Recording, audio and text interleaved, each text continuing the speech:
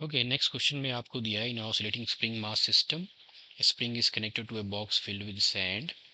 As the box oscillates and sand leaks slowly out of the box vertically, average frequency and average amplitude of the system changes with time.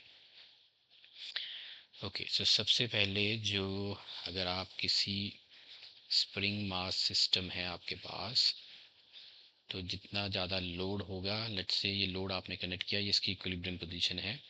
जब आप इसको release करोगे तो जितना ज़्यादा load होगा उतनी ही ज़्यादा इसमें एक्सटेंशन होगी।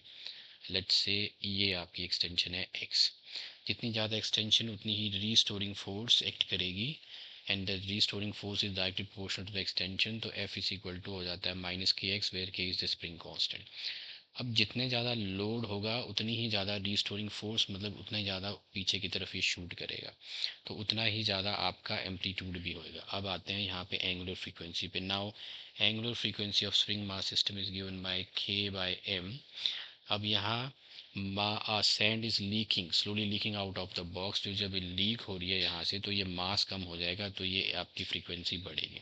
फ्रीक्वेंसी बढ़ेगी, इवेंचुअली ये एम्प्टी हो जाएगा, मास आपका इट्स गोइंग टुवर्ड्स ज़ीरो, तो ये आपका कांस्टेंट हो जाएगा एक टाइम पे। तो ये देखो, पहले लीनियर इंक्रीज कर रही है, फिर कांस्टेंट, लीनियर इंक्रीज कर रही है, कांस्टेंट, तो इसका मतलब है लास्ट वाला ऑप्शन नहीं है, इन तीनों में से कोई एक है। अब हम चेक करते हैं एम्पलीट्यूड।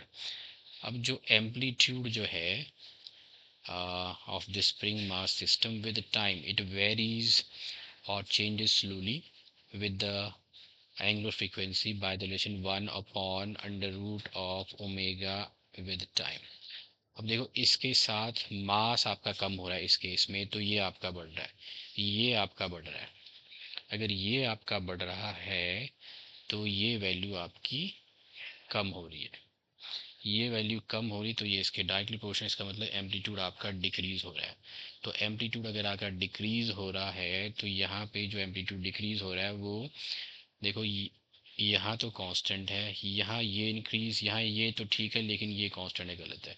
ये इंक्रीज हो रहा है ठीक है, लेकिन ये डिक्रीज हो रहा है, ये ठीक है, हमें डिक्रीज ही चाहिए था, second is the correct option. इसमें ये भी इंक्रीज हो रहा है, ये भी इंक्रीज हो रहा है, ये गलत है, तो second is the correct option है।